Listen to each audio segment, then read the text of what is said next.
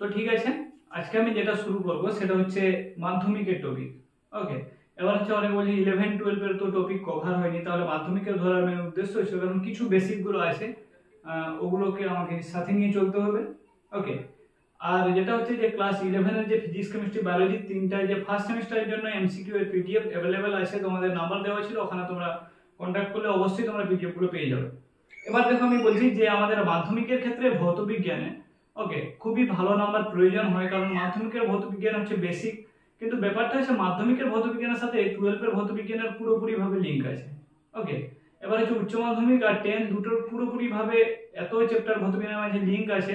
ওকে, সে physics হোক অথবা chemistry, কিন্তু ওই জন্য আমাদের বেসিকটা খুবই ভালো করে জানা দরকার। তো ওই জন্য আমার মেন উদ্দেশ্য হচ্ছে যে আমি ক্লাস 10 কে এই কারণে সাথে টেনে নিয়ে চলছি। এবার 10 এ যারা মাধ্যমিক দিবে তাদের মেন উদ্দেশ্য কি, যেটা আমাদের ভৌত বিজ্ঞানের কনসেপ্টটা ক্লিয়ার করে মোটামুটি প্রবলেম গুলো সলভ করে ভালো নাম্বার পেয়ে যাওয়া। তো ভৌত বিজ্ঞানের জন্য সবথেকে ভালো বই যেটা আমার দেখা সেটা হচ্ছে ভট্টাচার্য ব্রাদার্স। ওই বইটা হচ্ছে দারুণ। ওকে, এবার ওই বইটা থেকে আমি তোমাদের এখানে তোমরা যেটা মানে পিপিটি হিসাবে যেটা দেখতে পাবে সেটা ওই ভট্টাচার্য ব্রাদার্স এর, ওতে আমি হাইলাইট করে তোমাদের, কারণ সবাই নোট দিয়ে দেয়, সবাই পিডিএফ দিয়ে দেয়, বলে নিজে পড়ে নাও, ওরকম করা তো একদমই সঠিক নয়। একটা বাচ্চা যখন 1 বছর ধরে পড়বে তারপরে সে মাধ্যমিক দিবে, তাহলে তাকে নাম্বার বেশি পাওয়ার জন্য কি করতে হবে, তাকে কনসেপ্ট বুঝতে হবে। আর কনসেপ্ট যদি একবার বুঝে যায় তাহলে সে সংখ্যা মুখস্থ করতে হবে না, 10টা বইতে 10 রকম সংখ্যা আছে, কনসেপ্টটা ক্লিয়ার থাকলে সে অবশ্যই নাম্বার পেয়ে যাবে। তাহলে ওই জন্য আমি তোমাদের বলি যে ভৌত বিজ্ঞানের ক্ষেত্রে ভালো নাম্বারের জন্য তোমাদের প্রথম হচ্ছে যে একটা রিদমে চলতে হবে, যে টপিকগুলোকে বুঝতে হবে, প্রবলেম সলভ করতে হবে, অনুশীলনী প্রশ্নোত্তর সলভ করতে হবে, কোশ্চেন ব্যাংক সলভ করতে হবে, সাথে টেস্ট পেপারও চলে আসবে। এবার দেখো অনেক ভালো ভালো কোশ্চেন ব্যাংকও বেরিয়েছে, ভালো ভালো বই, ভালো ভালো মানে বইও বেরিয়েছে। তো আজকে আমি যেটা শুরু করছি সেটা ক্লাস 10 এর সবথেকে সহজ চ্যাপ্টার, সেটা হচ্ছে ভৌত বিজ্ঞানের পরিবেশের জন্য ভাবনা। ওকে, কনসার্ন অ্যাবাউট আওয়ার এনভায়রনমেন্ট, পরিবেশের জন্য চিন্তা ভাবনা নিয়ে টপিকটা আছে। এই টপিকের প্রথম তোমাদের পরিবেশ কাকে বলে এটা তোমরা জানো।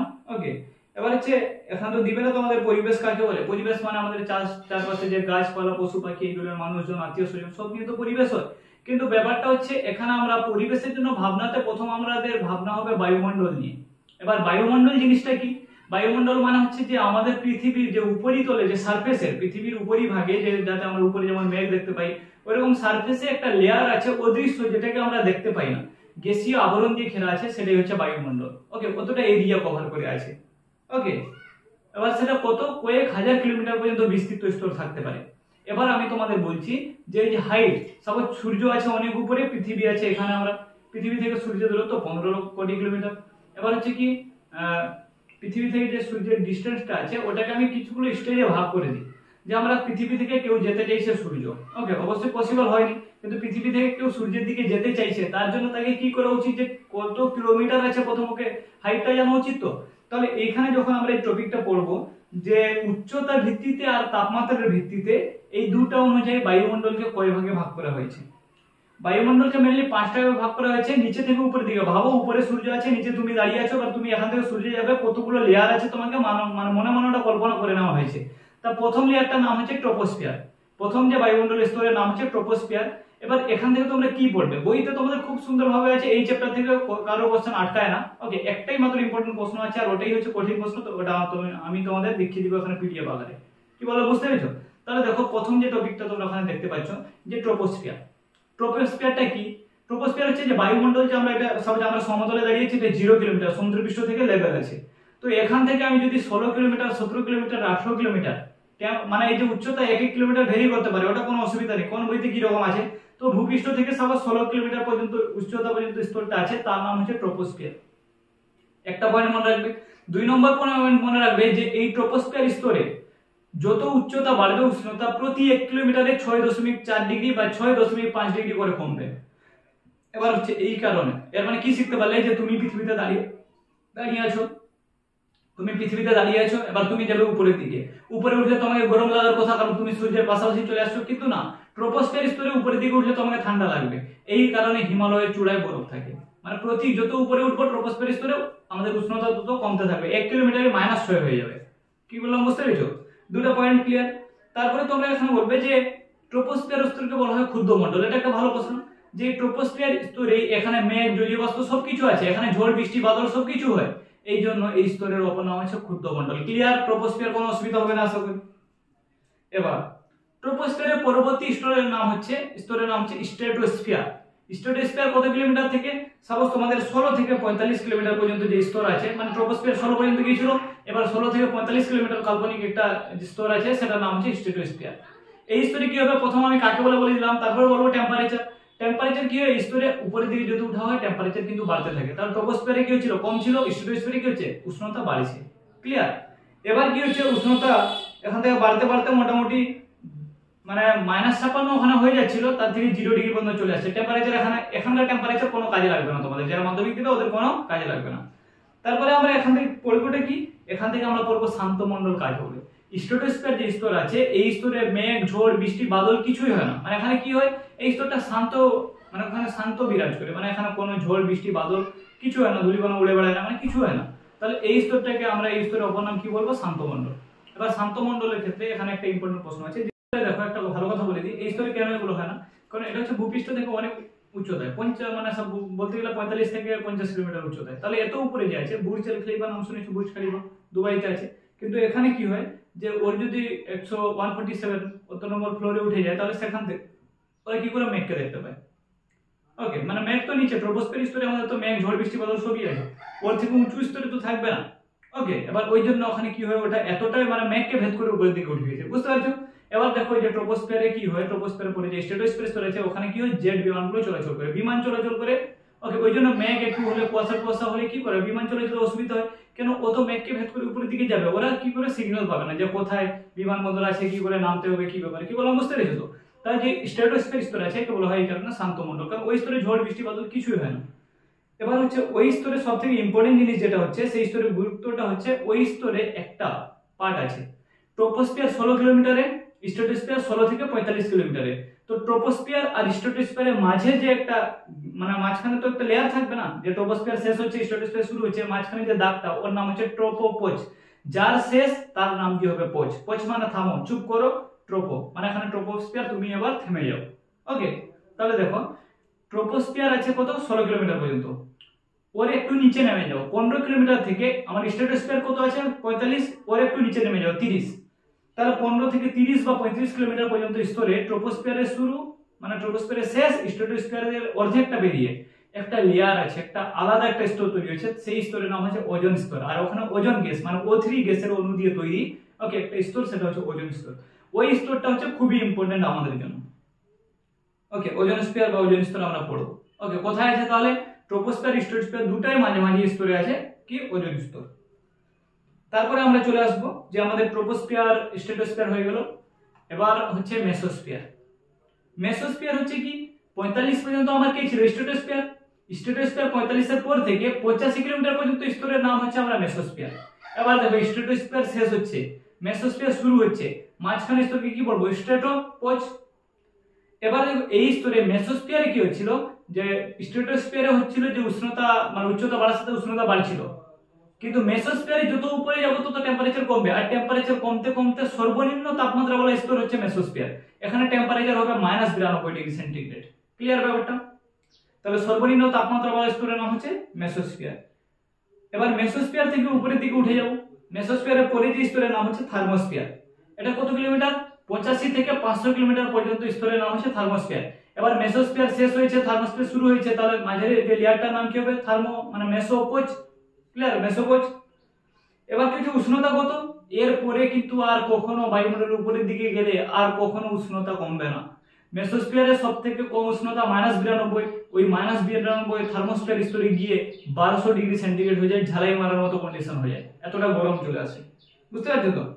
এবার এখানে ওই স্তরে বিভিন্ন ধরনের রশ্মিগুলি শোষণ হয়, যেমন অতি বেগুনি রশ্মি, এক্স রশ্মি, গামা রশ্মি, আল্ট্রাভায়োলেট রে, এগুলো ওকে, কসমিক রে। আর এখানে কি বলবে যে এই স্তরের মধ্যে যে রেডিও তরঙ্গ প্রতিফলনের জন্য এই স্তরকে বেছে নেওয়া হয়। তার পরীক্ষা আসবে এফএম বা রেডিও তরঙ্গ প্রতিফলিত হয় কোন স্তরে, সেটা হচ্ছে ওকে থার্মোস্ফিয়ারে। থার্মোস্ফিয়ারের মধ্যে একটা পার্ট আছে, ওর নাম হচ্ছে আয়োনোস্ফিয়ার। তাহলে যদি কোশ্চেন থাকে রেডিও তরঙ্গ কোথায় প্রতিফলিত হয়, থার্মোস্ফিয়ারের, উত্তর কিন্তু থার্মোস্ফিয়ারের স্পেসিফিক পার্ট, তার নাম আয়োনোস্ফিয়ার বা আয়ন মন্ডল, ওখানে রেডিও তরঙ্গ প্রতিফলিত হয়। যেমন হচ্ছে স্ট্র্যাটোস্ফিয়ারের পার্ট হচ্ছে ওজোন স্ফিয়ার, ওই রকম হচ্ছে থার্মোস্ফিয়ারের পার্ট হচ্ছে কি, আয়োনোস্ফিয়ার। আর এই স্তরে মেরুজ্যোতি দেখা যায়। মেরুজ্যোতি কি, ওটা বুঝতে পারছো? এবার দেখো থার্মোস্ফিয়ারের পরবর্তী পার্ট হচ্ছে এক্সোস্ফিয়ার। এক্সোস্ফিয়ারটা কত? থার্মোস্ফিয়ার আছে 500 কিলোমিটার পর্যন্ত। এবার 500 কিলোমিটার থেকে আরো উপরে চলে যাও 750 কিলোমিটার পর্যন্ত, স্তরের নাম হচ্ছে এক্সোস্ফিয়ার। এই স্তরের টেম্পারেচার আর কমবে না, বলেছিলাম 1200 থেকে হয়ে যাবে 1600 ডিগ্রি টেম্পারেচার। এখানে কি হয়, কৃত্রিম উপগ্রহ মানে স্যাটেলাইট অবস্থান করে। আর এই স্তরের আমি বলি, এবার থার্মোস্ফিয়ার শেষ হচ্ছে, এক্সোস্ফিয়ার শুরু হচ্ছে। পোস্টটার নাম কি? থার্মোপোজ। লাস্ট স্তরের নাম হচ্ছে ম্যাগনেটোস্ফিয়ার। ম্যাগনেটোস্ফিয়ার মানে চুম্বকীয় তরঙ্গ ওখানে থাকবে। তো এই এক্সোস্ফিয়ারের উপর থেকে পুরো 10,000 কিলোমিটার মানে পৃথিবী মানে সূর্য পর্যন্ত স্তরটার নাম হচ্ছে 750 থেকে উপরে, ওটার নাম হচ্ছে ম্যাগনেটোস্ফিয়ার। এই স্তরের টেম্পারেচার 1600 থেকে কিন্তু আরো বেশি টেম্পারেচার। ক্লিয়ার? তাহলে এই ছিল হচ্ছে পৃথিবীর লেয়ার। মাটি থেকে তুমি যাচ্ছ চাঁদ অবধি বা চাঁদ বলছি সূর্য অবধি, তাহলে কতগুলো স্তর ভেদ করে করে যেতে হবে, কোথায় টেম্পারেচারের আর কি পরিবর্তন হচ্ছে, আর কি কি ওখানে দেখা যাচ্ছে, আর কোন স্তরের অপর নাম কি, কোনখানে কি থাকে। এই যে টপিকটি যদি পড়ে নাও, তাহলে এখান থেকে তুমি 3 মার্ক আরামসে পেয়ে যাবে, এতটুকু পার্ট যদি বুঝতে পেরেছো। এটা না বোঝার কিছু নেই। এবার তোমাদের বলি যে আমরা অন্যভাবে ভাগ করতে পারবি কি বায়ুমণ্ডলকে? হ্যাঁ, অবশ্যই ভাগ করতে পারি। সেটা হচ্ছে কেমিক্যাল কম্পোজিশন হিসাবে, রাসায়নিক গঠন অনুসারে। দেখা গেছে কিছুগুলো স্তরের মধ্যে কেমিক্যাল কম্পোজিশন মানে অক্সিজেন, হাইড্রোজেন, নাইট্রোজেন, এখানেও ট্রপোস্ফিয়ারও আছে, স্ট্রেটোস্ফিয়ারও আছে, সাপোজ মেসোস্ফিয়ারও আছে। তাহলে এগুলো হচ্ছে একই রকম কেমিক্যাল কম্পোজিশন। তারপরে এক্সোস্ফিয়ার, ম্যাগনেটোস্ফিয়ার, থার্মোস্ফিয়ার, ওগুলোতে সবাই আলাদা, হিলিয়াম টিলিয়াম এগুলো নিষ্ক্রিয় গ্যাস ওগুলো আছে। তো এই কেমিক্যাল কম্পোজিশনের উপর ভিত্তি করে আমি আমার কি করছি, বায়ুমণ্ডলকে দুই ভাগে ভাগ করছি। একটা হচ্ছে সমমণ্ডল, একটা বিষমমণ্ডল। সমমণ্ডল মানে কি? যেখানে যে বায়ুমণ্ডলে বিভিন্ন অঞ্চলে যে যে বিভিন্ন উপাদানগুলি, গ্যাস, জলীয় বাষ্প এগুলো যা যা আছে সব যদি সমানভাবে ছড়িয়ে থাকে যেসব স্তরে, তাকে বলবো সমমণ্ডল। আর যদি ওটা সমানভাবে না ছড়িয়ে থাকে তাহলে তার নাম হবে বিষমমণ্ডল। যেমন হচ্ছে এক্সোস্ফিয়ার আর ম্যাগনেটোস্ফিয়ারে সব অনুপাতে ছড়িয়ে থাকে না। আচ্ছা, এবার আমার কাহিনী শুরু হচ্ছে, যেটাকে নিয়ে মাধ্যমিকে সব থেকে বেশি ইম্পর্টেন্ট প্রশ্ন থাকে, ওজোন স্তরের ধ্বংস, ওজোন স্তরের সৃষ্টি। তাহলে প্রথম কথা হচ্ছে ওজোন স্তরটা কি? ওজোন স্তর বলেছিলাম যে আমাদের 15 কিলোমিটার থেকে ভূপৃষ্ঠ থেকে উঁচুতে 15 কিলোমিটার থেকে আমাদের 35 কিলোমিটার পর্যন্ত একটা স্তর আছে। ওই স্তরে কি হচ্ছে, ওজোন গ্যাসের একটা লেয়ার আছে, পর্দা হয়ে গেছে। ওই পর্দা পৃথিবীতে কি করে ঢেকে রেখেছে একটা পৃথিবীকে ব্যাঙের ছাতার মতো। আর সে কি করছে, বায়ুমণ্ডল থেকে যে ক্ষতিকর বা সূর্য থেকে যে ক্ষতিকর রশ্মিগুলো আছে সেগুলোকে শোষণ করে নিচ্ছে। পৃথিবীতে সে কি ফিল্টারের মতো কাজ করছে। ওকে, ভালো জল দিয়ে ভালো আলোগুলো দিচ্ছে, খারাপগুলোকে সে শোষণ করছে। তাহলে সে আমাদের উপকার জিনিস। এবার আমরা বলছি ওখানে ওজোন স্তরটা তৈরি হলো কিভাবে? তৈরি কোনোভাবে হয়নি, 2টা থেকে 3টা স্টেপ আছে ওজোন স্তর সৃষ্টি আর ধ্বংসতে। তুমি একটা প্রথম ভালো কথা বলছি, তোমরা এটা দেখে নাও, এটা দেখে নিলে তোমাদের কোনো ক্ষতি হবে না। তাহলে তোমরা এখানে দেখতে পাচ্ছ, প্রথম আমাদের স্ট্রেটোস্ফিয়ারে তোমরা কি করবে, অক্সিজেন অণু ছিল স্ট্রেটোস্ফিয়ার স্তরে। ওকে, যেহেতু এই স্তরটা ওজোন স্তরের বেশিরভাগ অংশ স্ট্রেটোস্ফিয়ারে, 1 কিলোমিটার যদি ট্রপোস্ফিয়ার থাকে, বাকি 15-20 কিলোমিটার হচ্ছে স্ট্রেটোস্ফিয়ারে। তাহলে দেখো আমাদের যে অক্সিজেন অণু ছিল সে সূর্যের অতিবেগুনি রশ্মির সংস্পর্শে এসেছে, অক্সিজেন ভেঙে অক্সিজেন পরমাণুতে কমপ্লিট ভেঙে গেছে, O+O তৈরি হয়ে গেছে। এবার এই যে অক্সিজেন পরমাণু আছে সে কি করলো, আরেকটা অক্সিজেন অণুর সাথে যুক্ত হয়ে গেল। তাহলে O+O2 কি হবে, O3 ওজন তৈরি হয়ে যাবে। ওকে, ক্লিয়ার? এবার সেই ওজন আবার কি করবে, অতিবেগুনি রশ্মিকে শোষণ করে O3 আবার ভেঙে O2 আর O হয়ে যাবে। আবার সেই O কি করবে, আরেকটা O এর সাথে মিশে যাবে, বা ওই O কি করবে, আরেকটা ওজনের সাথে মিশে O2 আর O2 করে দিবে। তাহলে ব্যাপারটা ক্লিয়ার? ওজোন স্তর যেভাবে অক্সিজেন থেকে তৈরি হচ্ছে, সেই রকম ওজন ভেঙে অক্সিজেন পেয়ে যাচ্ছে। তো ব্যাপারটা হচ্ছে ওজোন স্তর ছিল, লাভ হচ্ছিল, কিন্তু ওজোন স্তর ধ্বংস হয়ে গেলে ক্ষতি আছে। সে যদি আমাদের একটা কভারের মতো কাজ করছে, পৃথিবীকে বাঁচাচ্ছে, তাহলে ওই স্তরটা ধ্বংস হচ্ছে কেন? এবার ওজোন স্তর ধ্বংস হয়ে গেলে তো সমস্যা আছে। এবার ওজোন স্তর ধ্বংসের কারণগুলি কি? ওজোন স্তর ধ্বংসের অনেকগুলি কারণ আছে, কিন্তু পরীক্ষায় স্পেসিফিক ভাবে থাকে যে ওজোন স্তর ধ্বংসে CFC এর ভূমিকা কি, বা ওজোন স্তর ধ্বংসে NO2 এর ভূমিকা কি। দেখো প্রথম আমাদের বলে দিই ওজোন স্তর কিসের জন্য ধ্বংস হয়। প্রথম হচ্ছে CFC এর জন্য, NO2 এর জন্য। এই দুটো কারণ তোমরা জেনে রাখলে আর বেশি কিছু লাগবে না। আর হচ্ছে অতিবেগুনি রশ্মির জন্য। কিন্তু অতিবেগুনি রশ্মি কোনো কাজের নয়। ওটা অতিবেগুনি মানে O3, অতিবেগুনি রশ্মি করলো O2 আর O হয়ে যাবে, যেটাই বলেছিলাম। সেই O কি করবে, আরেকটা O3 এর সাথে মিশে যাবে, যে দুটো অক্সিজেন অণু তৈরি করে দিবে, আমরা নিঃশ্বাস নিয়ে নিচ্ছি, ওজন ধ্বংস হয়ে অক্সিজেন পেয়ে যাচ্ছি, খুব ভালো কথা, আমরা তো বেঁচে আছি। কিন্তু প্রবলেম কি, ওজন স্তর ধ্বংস হচ্ছে। এবার ওজন স্তর শুধু ন্যাচারাল কারণে ধ্বংস হচ্ছে না, প্রাকৃতিক কারণে না, মানুষ সৃষ্ট কারণেও ধ্বংস হচ্ছে। সেটার ভূমিকা হচ্ছে CFC, ক্লোরোফ্লোরোকার্বন। দেখো খুব ভালোভাবে লেখা আছে, আমাদের এসি, রেফ্রিজারেটর এগুলোতে CFC এখান থেকে বেরিয়ে স্ট্রেটোস্ফিয়ার স্তরে পৌঁছায়, সেখানে ওজন স্তরকে ধ্বংস করে। দেখো সিএফসির প্রভাবে অতিবেগুনি, সিএফসি কি করে, অতিবেগুনি রশ্মির প্রভাবে সে ক্লোরিন অণু তৈরি করে। সিএফসি কি করে, ক্লোরোফ্লোরোকার্বন থেকে সক্রিয় ক্লোরিন, সক্রিয় মানে সে মোটামুটি রিঅ্যাকশন করবে, যে কোনো না কোনো বিক্রিয়া করবে, সেটা হচ্ছে সক্রিয় ক্লোরিন পরমাণু। সে সক্রিয় ক্লোরিন পরমাণু তৈরি করে। এই ক্লোরিন পরমাণু কি করে ওজোন স্তরকে ভেঙে ওজোন গ্যাসকে ভেঙে অক্সিজেন অণুতে তৈরি করে দেয়। তাহলে অক্সিজেন তো আমরা পেয়ে যাচ্ছি, কিন্তু আমাদের ওজোন স্তরটা কি হচ্ছে, ধ্বংস হয়ে যাচ্ছে। তাহলে কিভাবে হচ্ছে দেখো, দেখো প্রথমে এখানে আমি বলি যে আমাদের যে সিএফসি যে আছে, সিএফসির ওজোন স্তরে গিয়ে সে কিসে কনভার্ট হয়, CFCl3। ওকে, CFCl3 কি করে অতিবেগুনির সাথে মিলিত হয়ে ক্লোরিনকে আলাদা করে CFCl2 তৈরি করে। এবার যেটা CFCl3 ছিল ওখানে কি করে, যেটাকে ক্লোরোফ্লোরোকার্বন, ওকে, CFCর পুরো নাম কি, ক্লোরোফ্লোরোকার্বন। এবার যে CFCl3 ওটা কি করে অতিবেগুনি রশ্মির সাথে সে কি করে বিক্রিয়া করে Cl তৈরি করলো, আর আমরা তৈরি করলো CFCl2। এই যে Cl ছিল সে অক্সিজেনের সাথে বা ওজনের সাথে যুক্ত হয়ে সে কি করবে ClO তৈরি করবে আর O2, এবার O2 তৈরি করে দিল, ClO তৈরি করলো। O2 কে নিঃশ্বাস নিলাম, যে ClO তৈরি হয়েছিল সেই ClO কি করবে আরেকটা ওজনকে ধরে নিয়ে আসবে, তাকে আবার কি করবে 2O2 করে দিবে, কারণ O তিনটা আছে, এখানে একটা O, কটা হলো চারটা O মানে কি দুটো অক্সিজেন আমরা নিয়ে নিলাম, সক্রিয় ক্লোরিন তৈরি হলো। সেই সক্রিয় ক্লোরিন আবার কি করবে আরেকটা অক্সিজেন অণুকে ধরবে। ওকে, এইভাবে এই চক্রটি চলতে থাকবে। কি বলো, বুঝতে পেরেছো? এটা কিসের চক্র ছিল, ওজোন স্তর ধ্বংসে CFCl ভূমিকা, কিছু না।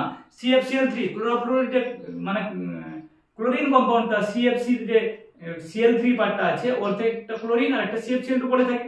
এবার সেই CFCl2 কি করে, যে ওটা এরকম থাকে, এই Cl কি করে অক্সিজেনকে ভাঙছে, ওজনকে ভেঙে অক্সিজেন করছে। এবার সেই ভাঙতে থাকবে, লাস্টে Cl তৈরি করে দিবে। সেই Cl কি করবে আবার গিয়ে CFCl2 এর সাথে যুক্ত হয়ে CFCl3 হতে পারে, সে আবার এরকম চক্র আনতে পারে, অথবা এই Cl কি করবে ডাইরেক্ট আমার কাকে ধরবে, অক্সিজেনকে ভাঙতে পারে। আচ্ছা, পরের পার্ট হচ্ছে যে ওজোন স্তর ধ্বংসে NO আর NO2 এর ভূমিকা কি, যেটা প্লেন চলছে, প্লেন থেকে যে দুটো গ্যাস বেরোচ্ছে NO আর NO2, ওই দুটো কিভাবে ধ্বংস করছে দেখো। এবার প্রথম কথা হচ্ছে যে NO আছে সে ওজনের সাথে বিক্রিয়া করলো O3 এর সাথে, দিয়ে কি করলো NO2 আর O2 করে দিল, অক্সিজেন আমরা নিয়ে নিলাম, তৈরি হলো NO2। সেই NO2 আরেকটা ওজনের সাথে বিক্রিয়া করবে, দিয়ে সে কি করবে NO বানিয়ে দিবে, আবার 2 অণু অক্সিজেন তৈরি করে দিবে। দেখো অক্সিজেন তিনটা ছিল, দুটো পাঁচটা, একটা NO কে দিয়ে দিল, আর কটা থাকলো চারটা মানে দুটো অক্সিজেন। কিন্তু এই সেই NO আবার কি করবে ওজনের সাথে বিক্রিয়া করবে, মানে এই রিঅ্যাকশনটা চলতে থাকবে। তো এইভাবে যদি রেগুলারলি এই রিঅ্যাকশনটা চলতে থাকে তাহলে আবার কি ওজোন স্তর ধ্বংস হবে, সৃষ্টি তো হচ্ছিল কিন্তু ধ্বংসটা বেশি হচ্ছে। এবার ওজোন স্তরকে বলছে প্রাকৃতিক সৌরপর্দা হিসেবে কাজ করে, কারণ এটা পৃথিবীকে বাঁচায় অতিবেগুনি রশ্মি থেকে। এবার কোশ্চেন হচ্ছে যদি ওজোন স্তর না থাকতো তাহলে কি হতো, ওজোন স্তর যদি ধ্বংস হয়ে যায় তাহলে কি হবে, ওজোন হোল সৃষ্টি হচ্ছে, ওজোন স্তরে গর্ত সৃষ্টি হচ্ছে, আন্টার্কটিকায় দেখা গেছে। এবার ওজোন হোল যদি তৈরি হয়ে যায় তাহলে কি হবে, তাহলে যে সূর্যের অতিবেগুনি রশ্মি আছে সেই অতিবেগুনি রশ্মিটা আর ওখানে বাধা পাবে না, ডাইরেক্ট পৃথিবীতে আসবে, আমাদের ত্বকের উপর পড়বে, ত্বকে ক্যান্সার করে দিবে। স্কিন লাইট যেমন ইউজ করার পর কি হয়, কিছুদিন পরে বলছি স্কিন ক্যান্সার হওয়ার সম্ভাবনা থাকে, কিন্তু এখানে কোনো লাইট লাগানোর দরকার নেই, সূর্যের আলো এমনিতে আসবে পড়বে, তারপরে কি হচ্ছে আমাদের স্কিন ক্যান্সার হয়ে যাবে। যে গাছ আছে গাছের পাতা পুড়ে যাবে। ওকে, আর হচ্ছে মানুষের প্রজনন ক্ষমতা কমে যাবে। ওকে, ডিএনএ এর মধ্যে মিউটেশন ঘটতে পারে, বিভিন্ন ধরনের স্ট্রাকচার চেঞ্জ হতে পারে জেনেটিক্যালি। তো এইসব অনেক আছে আর কি। আর হচ্ছে টেম্পারেচার বেড়ে যাবে, সামুদ্রিক মাছ মরে যাবে। ওকে, জুপ্লাঙ্কটন এগুলো সব কি করবে, ফাইটোপ্লাঙ্কটন এরা মানে যেগুলো লোয়ার শ্রেণীর উদ্ভিদ বা প্রাণী আছে ওরা ফটোসিনথেসিস করতে পারবে না। এবার একটা ইম্পর্টেন্ট প্রশ্ন, গ্রিন হাউস এফেক্ট বলতে কি বোঝো আর গ্রিন হাউস গ্যাসের নাম কি? ওকে,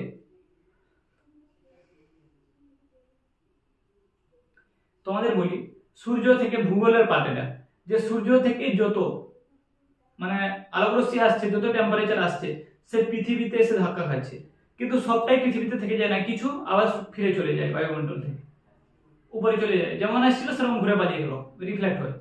কিছু কি করে বায়ুমণ্ডল থেকে যায়, কিসের জন্য, বায়ুমণ্ডলে কিছু গ্যাস আছে ওরা কি করে ওই টেম্পারেচারকে ধরে রাখে। তো আমি বলছি যেটা যে ভূগোলের ক্ষেত্রে কি হয়, যে সবাই সূর্য থেকে যতটা টেম্পারেচারে লাইট আসছে, যতটা আলো আসছে, সেই আলো কিন্তু সম্পূর্ণভাবে পৃথিবীতে থাকে না, কিছু পার্সেন্ট আলো যেমন এসেছিল রিফ্লেক্ট হয়ে তেমন ফিরে যাবে। আর বাকি কিছু আলো কি হচ্ছে, যে টেম্পারেচার বায়ুমণ্ডলে কিছু গ্যাস আছে সেই গ্যাসগুলো শোষণ করে নেবে, আর সেগুলো পৃথিবীকে উষ্ণ রাখবে, পৃথিবীকে গরম রাখার এটা একটা নিনজা টেকনিক ওদের। তো এইসব গ্যাসকে আমরা বলছি গ্রিন হাউস গ্যাস। কয়েকটি গ্রিন হাউস গ্যাসের নাম খুবই ইম্পর্টেন্ট, সব থেকে বেশি ভূমিকা আছে CO2 carbon die oxide green house gas হিসাবে 50% ভূমিকা আছে, তারপরে আছে মিথেন 19%, আর হচ্ছে নাইট্রাস অক্সাইড আছে, CFC আছে, ওজোন আছে, জলীয় বাষ্প আছে। ওকে, এবার হচ্ছে গ্রিন হাউস গ্যাস ওরা কি করছে, পৃথিবীর টেম্পারেচার বাড়াচ্ছে। বিশ্ব উষ্ণায়ন আবার একটা পার্ট আসছে, সেটা কি, যে কি হচ্ছে যে পৃথিবীর টেম্পারেচার বেড়ে যাচ্ছে। সাপোজ 2020-তে টেম্পারেচার, গড় টেম্পারেচার ছিল 35 ডিগ্রি, 2021, 22, 23, 24 এরকম করতে করতে সাপোজ 2030-এ ওই টেম্পারেচার যে 35 থেকে হয়ে গেল 45। মানে প্রতি বছর যে ক্রমাগত টেম্পারেচার বেড়ে যাচ্ছে, বায়ুমণ্ডলের উষ্ণতা বেড়ে যাচ্ছে, সেটা হচ্ছে বিশ্ব উষ্ণায়ন। এবার গ্লোবাল ওয়ার্মিং বা বিশ্ব উষ্ণায়নের প্রভাব আছে। এর কি প্রভাব হতে পারে, বলছে বিশ্ব উষ্ণায়নের প্রভাব হচ্ছে টেম্পারেচার বেড়ে যাচ্ছে, টেম্পারেচার বেড়ে গেলে কি হবে, মরু অঞ্চলে বরফ গলে যাবে, আর মরু অঞ্চলে বরফ গলে গেলে সমুদ্রের লেভেল বেড়ে যাবে, সমুদ্রের লেভেল বেড়ে গেলে ওখানে কি হবে, যে সমুদ্রের উপকূলবর্তী এরিয়াগুলো ডুবে যাবে, ঝড় হবে, বন্যা হবে, খরা হবে, সবকিছু কোনো মানে নেচারের কোনো সিস্টেম ঠিকঠাক থাকবে না, সবকিছু উল্টাপাল্টা হিসাবে চলতে থাকবে। আচ্ছা, তারপরে আর কি হবে, যে টেম্পারেচার বেড়ে গেলে কি হবে, যা যা আছে গাছ টাছগুলো পুড়ে যাবে, ফটোসিনথেসিস হবে না। ওকে, মানুষের জন্য, মানুষ তো অন্য কারোর উপর ডিপেন্ড করে থাকে খাবার জন্য, তো ওগুলো পাবে না। ওকে, উদ্ভিদ না থাকলে প্রাণী কিভাবে বাঁচবে, ঝড় বন্যা সবকিছু হবে, সব গাছ টাছগুলো মরে যাবে। ওকে, মানুষেরও ধ্বংস হবে। ওকে, সব মানে বিপদ, মানে ভীষণভাবে বিপদগ্রস্ত হয়ে যাবে। ওকে, এবার হচ্ছে যে ওরা বলছে যে বিশ্ব উষ্ণায়ন হবে, সবার একটা আশা আছে। হ্যাঁ, আশা আছে মানে কি, সবাই বুঝে গেছে যে বিশ্ব উষ্ণায়ন হচ্ছে, কারণ প্রতি বছর টেম্পারেচার বেড়ে যাচ্ছে, এটাই তো বিশ্ব উষ্ণায়ন, গ্লোবাল ওয়ার্মিং। এবার কি হচ্ছে যে একে কমানোর উপায় কি, তাহলে তারা বলছে একে কমাতে হলে আমাকে অপ্রচলিত শক্তি ব্যবহার করবে। অপ্রচলিত শক্তি মানে যে শক্তি কেউ ব্যবহার করতে চায় না, কিন্তু সেই শক্তি কোনোদিন ফুরবে না, শেষ হবে না। সৌরশক্তি, বায়ু শক্তি, জোয়ার ভাটা শক্তি, এগুলো বায়োমাস শক্তি আছে, আর হচ্ছে ভূতাপ শক্তি, এগুলো সব। এবার ওগুলোর ব্যাপারে পড়ার পূর্বে একটু বলে দিই যে শক্তির ব্যবহার ঠিকঠাক করে করতে হবে। প্রথম হচ্ছে জীবাশ্ম জ্বালানি কি। জীবাশ্ম জ্বালানি তোমরা জানো যে আমাদের যে ভূ অভ্যন্তরে কোনো না কোনো সময় একদিন কি হাজার হাজার বছর আগে কি হয়েছিল, যে ভূমিকম্পের ফলে পৃথিবীর কিছুটা স্তর মাটির নিচে চলে গিয়েছিল, তার উপরে আবার লেভেল হয়ে গিয়েছিল। ভূমিকম্প যে শুধুমাত্র এরকম কাঁপবে, ঘর ভেঙে যাবে এরকম না, পুরো এরিয়াটা মাটির নিচে চলে যেতে পারে। তো এরকম হয়েছিল, হয়ে যাওয়ার পর ওখানে কি হয়েছে, উপরে সমান হয়ে গেছে। এবার এখানে আবার ন্যাচারালি এখানে সবকিছু গ্রো হয়েছে, মানুষও জন্মেছে। এবার যখন মানুষ মাটির নিচে খুঁড়লো, তাহলে সেখান থেকে লিকুইড পাবে। এবার ওরা ওখান থেকে ওই লিকুইডকে শোধন করে পেট্রোল, ডিজেল, কেরোসিন এগুলো সব পাচ্ছে। তো এইগুলো হচ্ছে জীবাশ্ম জ্বালানি, কয়লা খনিজ তেল যা যা পাওয়া যাচ্ছে। ওকে, এবার এই যে তাপন মূল্য কি, একক ভরে কোনো কঠিন বা তরল জ্বালানিকে, ওকে, একক আয়তনে কোনো গ্যাসীয় জ্বালানিকে সম্পূর্ণ দহন করলে যে তাপ শক্তি পাওয়া যায়, সাপোজ 1 গ্রাম কোনো জ্বালানিকে সম্পূর্ণ দহন করলে যতটা তুমি তাপ পেলে, সেটাই হচ্ছে তার তাপন মূল্য। এবার এসআই একক হচ্ছে জুল পার কেজি, আর সিজিএস হচ্ছে ক্যালোরি পার গ্রাম। ওকে, এটা জেনে রাখে, আর কিছু জেনে রাখা কোনো লাভ নেই। তারপর বলছে প্রাকৃতিক গ্যাস, আর বলবে তোমরা কি প্রাকৃতিক গ্যাস বা সিএনজি, এর পুরো নাম কমপ্রেসড ন্যাচারাল গ্যাস। ওকে, এতে কত পার্সেন্ট কি থাকে, মিথেন থাকে 80 থেকে 90%, আর ইথেন। তাহলে প্রাকৃতিক গ্যাসের মূল উপাদান কি, ইথেন আর মিথেন। মিথেনটা বেশি থাকে, ইথেন কম থাকে। ওকে, এবার হচ্ছে একটা ভালো প্রশ্ন পরীক্ষা আসতে পারে, স্থিতিশীল উন্নয়ন কি। স্থিতিশীল উন্নয়ন মানে হচ্ছে ভবিষ্যৎ প্রজন্মের কথা ভেবে বর্তমানে দূষণ কমানোর জন্য এবং মানুষের স্বাভাবিক জীবনযাপনের জন্য আমাদের এমন কিছু ব্যবস্থা নিতে হবে যাতে ভবিষ্যৎ প্রজন্ম এসে না বলতে পারে যে এরা কি করলো, সব খনিজ তেলেরা শেষ করে পালিয়ে গেছে। তো ওটাই আর কি, যে ভবিষ্যতের সুরক্ষায় আর বর্তমানে যাতে দূষণ, পরিবেশকে বাঁচানোর জন্য আমরা যে স্টেপ ওয়াইজ আমরা কতটা খরচ করব, কিভাবে মেনটেনেন্স করব, ওটা হচ্ছে স্থিতিশীল উন্নয়ন।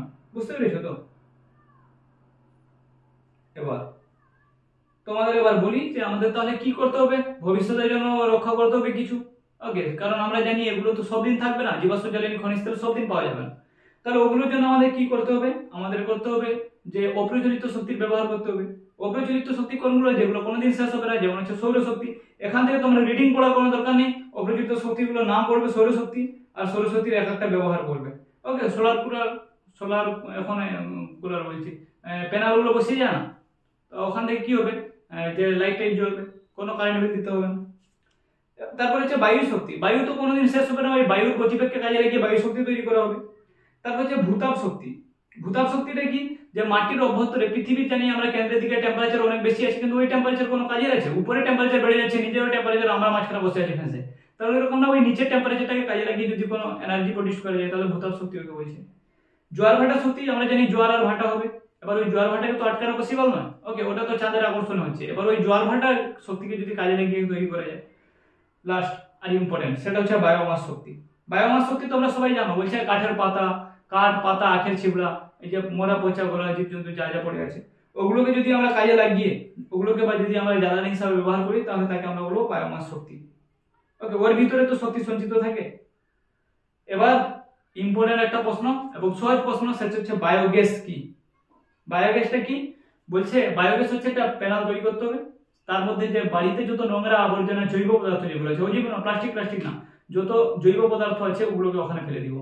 ওখান থেকে যে গ্যাসটা প্রডিউস হবে সেটা হচ্ছে মিথানোজেনিক ব্যাকটেরিয়া আছে, ওই bacteria gas methane gas produce করবে, ওখান থেকে কিন্তু আমরা কারেন্ট উৎপন্ন করতে পারি, ওটাকে আমরা বলবো বায়োগ্যাস। আর এর মেন উপাদান হচ্ছে জৈব মিথেন। ওকে, বায়োগ্যাসের উপাদান কি হচ্ছে, মিথেন আছে, কার্বন ডাই অক্সাইড আছে, হাইড্রোজেন আছে, এগুলো। তারপরে আমরা এখানে বলবো যে জৈব জ্বালানিটা কি, বায়োফুয়েল। এবার তারা বলছে যে মাটির নিচ থেকে যে আমরা পেট্রোল ডিজেল পাচ্ছি, ওটাকে মাটির নিচ থেকে না নিয়ে ব্যাকটেরিয়ার দ্বারা যদি আমরা প্রডিউস করি, ওকে, কিছু অণুজীব দ্বারা প্রডিউস করি, তাহলে সেটা ভালো হবে। ওই জন্য বায়োলজিক্যালি ডিজেল তৈরি প্রস্তুত হলে বায়োডিজেল। ওকে, এবার বায়োডিজেল আসবে ধীরে ধীরে, বায়োডিজেল আসবে এমনি পেট্রোল ডিজেলের প্রাইসটা একটু কমে যাবে। আচ্ছা, তারপরে একটা ভালো কোশ্চেন আছে যে কয়লা খনির মিথেন গ্যাসটা কি, এটা পড়ে রাখবে। লাস্ট দুটো প্রশ্ন আছে এখান থেকে। তোমাদের বলি কয়লা খনিতে কি হচ্ছে, সলিড ম্যাট্রিক্স, যে কয়লার খনিতে কঠিন স্তরে যে মিথেন গ্যাস শোষিত অ্যাবজর্ব অবস্থায় থাকে, অধিশোষিত হিসেবে থাকে, ওকে কয়লা খনির মিথেন বলা হয়। আর এটি প্রাকৃতিক গ্যাসের একটি রূপ, এতে সামান্য পরিমাণ কার্বন ডাই অক্সাইড থাকে, শরীরের পক্ষে কিন্তু এটা কোনো ক্ষতিকর না, ওই জন্য একে সুইট গ্যাস বলা হয়। তাহলে কয়লা খনির মিথেন গ্যাসকে সুইট গ্যাস কেন বলা হয়, এটা পড়ে রাখবে যে ওতে কোনো কিন্তু শরীর আর পরিবেশের জন্য কোনো ক্ষতিকর গ্যাস থাকে না, কয়লা খনি থেকে যে মিথেনটা পাওয়া যায় সেটা এই জন্য ওকে সুইট গ্যাস বলে। আর লাস্ট প্রশ্ন যেটা তোমরা পড়বে সেটা হচ্ছে তোমরা মিথেন হাইড্রেট, ওকে ফায়ার আইস বলা হয়। দেখো মিথেন হাইড্রেটের সংকেতটা পড়বে 4CH423H2O। এটা কার সংকেত, যে এর যে স্ট্রাকচারটা আছে এটা বরফের ন্যায় দেখতে সাদা কঠিন পদার্থ, এতে 13.4% মিথেন থাকে। মিথেন হাইড্রেটকে আগুনের বরফ বলা হয়। এটা যে 1100 মিটার নিচে সমুদ্রের নিচে পাললিক শিলায় এই মিথেন হাইড্রেট পাওয়া যায়। ওকে, এবার মিথেন হাইড্রেট থেকে কি পাওয়া যায়, মিথেন হাইড্রেট থেকে মিথেন পাওয়া যাবে। মিথেন হাইড্রেটকে কার্বন ডাই অক্সাইড গ্যাসের সাহায্যে পাইপের ভিতরে প্রবেশ করালে ওখান থেকে কি হবে, কার্বন ডাই অক্সাইড হাইড্রেটের ফর্ম বেরিয়ে যাবে, আর আমার কি হবে, মিথেন গ্যাস তৈরি হবে। ওকে, তাহলে এই ছিল আমার টোটাল যে প্রথম অধ্যায়টা। এখান থেকে তোমরা যদি প্রশ্নগুলো সলভ করো, বায়ুমণ্ডলের শীতলতম স্তরের নাম কি, বায়ুমণ্ডলের শীতলতম স্তরের নাম হচ্ছে মেসোস্ফিয়ার। ফায়ার আইস কাকে বলে, মিথেন হাইড্রেটকে। বায়োগ্যাসের প্রধান উপাদান কি, মিথেন। তারপরে কোশ্চেন, প্রধান গ্রিন হাউস গ্যাস কোনটা, সিএফসি, ক্লোরোফ্লোরোকার্বন। ওজোন স্তরকে ক্ষয় করে না কোনটা, ওজোন স্তরকে ক্ষয় করে না আমাদের NO মানে N2O, তো ওজোন স্তরকে ক্ষয় করে, ওজোন স্তরকে ক্ষয় করে না নাকি, ওজোন স্তরকে ক্ষয় করে না আমার হচ্ছে কার্বন ডাই অক্সাইড CO2, আর বাকি সব ক্ষয় করে। তারপর হচ্ছে যে বেতার তরঙ্গ প্রতিফলিত করে কে, রেডিও তরঙ্গ হচ্ছে আয়নোস্ফিয়ারে প্রতিফলিত হয়। জীবাশ্ম জ্বালানি নয় কোনটা, কয়লা, পেট্রোল, ডিজেল, এগুলো সব তো জীবাশ্ম জ্বালানি, তাহলে আমার অ্যান্সার হবে সৌরশক্তি। একটা অপ্রচলিত শক্তির উৎস কোনটা, অপ্রচলিত শক্তির উৎস হচ্ছে বায়োগ্যাস। ওজোন স্তর কোন স্তরে অবস্থান করে, সেটা স্ট্র্যাটোস্ফিয়ার স্তরে। মিথেন হাইড্রেটের সংকেত কি, 23H4, এখানে H2O আছে, 4CH4, ওটা হবে অপশন বি। বায়োডিজেল তৈরি হয় কোথা থেকে, ওকে, গাছের বীজ থেকে, কি, জেট্রোফার্কাস, দেখতে পাচ্ছ ওখানে। আচ্ছা, তারপরে হচ্ছে কোনটা ওজোন স্তরে ওজোন ক্ষয়ে সহায়তা করে না, কোন গ্যাসটি ওজোন স্তরে ওজোন ক্ষয়ে সহায়তা করে না, এটা দুবার ওই কোশ্চেনটা চলে এসেছে, কার্বন ডাই অক্সাইড। ওকে, তাহলে এইভাবে তোমরা এটা সলভ করবে। ওকে, এখান থেকে যে সবথেকে ইম্পর্টেন্ট প্রশ্ন হচ্ছে যে তোমার ওজোন স্তর ধ্বংসে সিএফসির ভূমিকা, ওজোন স্তর কিভাবে ধ্বংস হচ্ছে, NO2 এর ভূমিকা। ওকে, আর হচ্ছে গ্রিন হাউস গ্যাস। ওকে, তোমাদের এবার তোমরা যদি এই অধ্যায়টা ভালো করে বুঝে গেছো, আমি কি করব, এটা কোশ্চেন তোমাদের কোশ্চেন আনসার ডিসকাস করে দিব, কি কি কোশ্চেন এখান থেকে পড়ি। ঠিক আছে, ভালো থেকো।